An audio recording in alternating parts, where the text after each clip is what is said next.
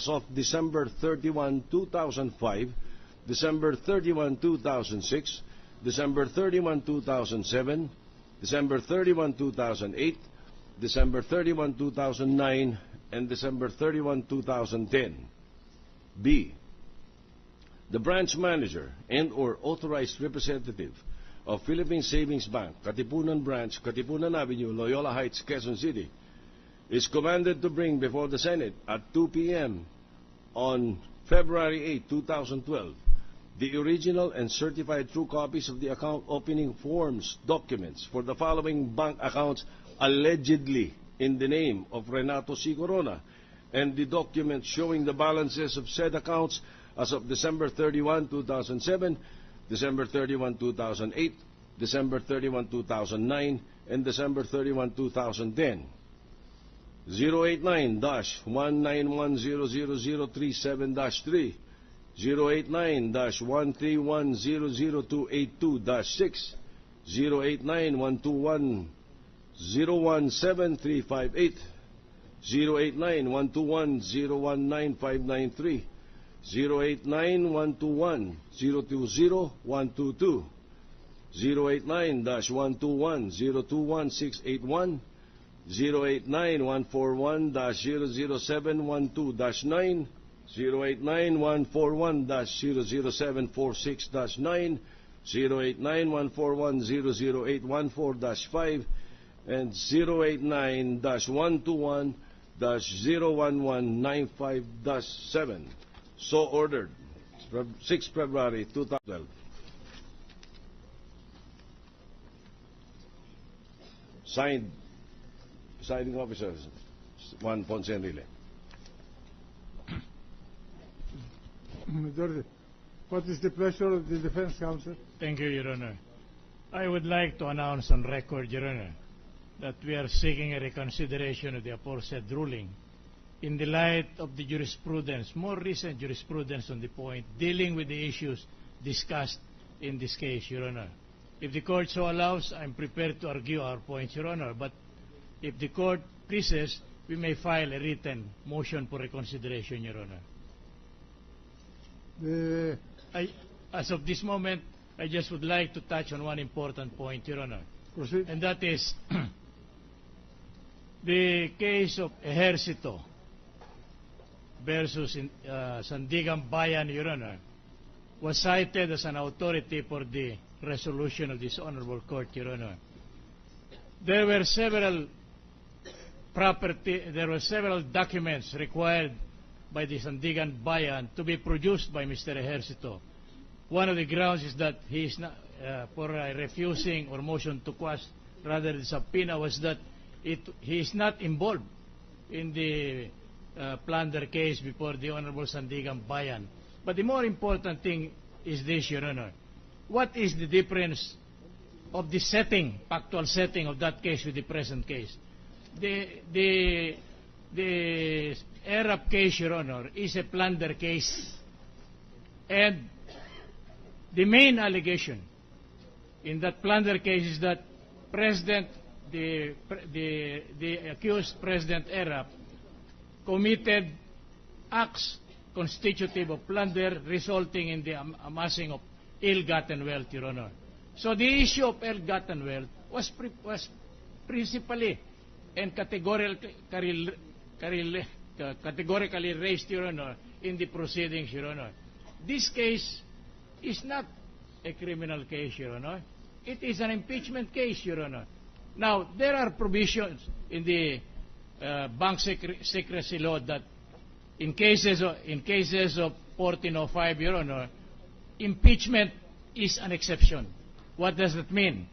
That when the case is involves impeachment, then the privacy of bank deposit may no longer be invoked. That is correct, Your Honor, and we agree with that 100%.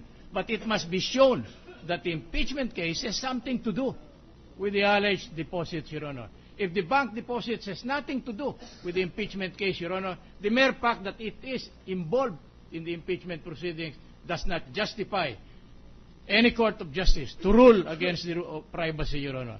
The issue is it enough that the case is an impeachment case in order that that the exemption may be claimed, Your Honor? Our answer is no, simply because the case is impeachment case. But the subject matter thereof is not in connection with this impeachment case, Your Honor. It is not. For instance, certain documents, Your Honor, such as checks, Your Honor, were issued and negotiated in the case in an impeachment case, but they have nothing to do with the issue involved in the impeachment case. It is not a case of unlawful exercise of the right to issue bank checks, Your Honor. Neither is it involved in the issue principally involved in the impeachment case. In that case, the exemption holds water. The privacy of the bank deposits may not be inquired into. I just wanted to emphasize the point that the nature of the proceedings is not conclusive as to the bar a bank depositor from claiming the privilege under the bank. If we will be given the opportunity, Your Honor, we will submit our motion for reconsideration. I just went that far in order to show to the Honorable Court our interest in the ruling made in today's proceedings, Your Honor. Mr. President. In the view of this Chair, your Mr. Defense Counsel, it is the right of any person, party to a case like this, to explore all legal remedies. Thank you, Your Honor. Now, Thank you, Your Honor. The gentleman for Sorsogon. Mr. President, I would just like to raise a point of order with due respect to counsel for the defense. As we have previously agreed upon and ruled, a motion for reconsideration is not proper on the part of the parties. Only a member of the Senate can seek a reconsideration from the ruling of the chair. I guess the remedies being alluded to by the Senate President would be that outside of the Senate, unless a senator judge would stand up and seek a reconsideration from the ruling of the chair, which is the ruling of the Senate. It's the same ruling we gave in relation to a motion for reconsideration also filed in previous occasions by the prosecution, Mr. President. I raised that point of order, Mr. President. But, Mr. President, having said that, may I have the floor just for a few concerns and manifestations. The Senate was liberal in the sense that it granted the request for subpoena made by the prosecution. However, I would like to raise some concerns. Ang dahilan kung ba't binasa yung desisyon para hindi ito mag-cause ng issue o panic sa banking sector o business community. But I place on the record, Mr. President, that the prosecution, in requesting for the issuance of a subpoena, attached certain bank records, which under the law is still prohibited since the subpoena was only issued today. In their request for subpoena, they stated it was from an anonymous source. In fact, they were not vouching for its authenticity as stated in the petition. I raise this concern, Mr. President, because whoever released these documents violated the secrecy of bank deposits law.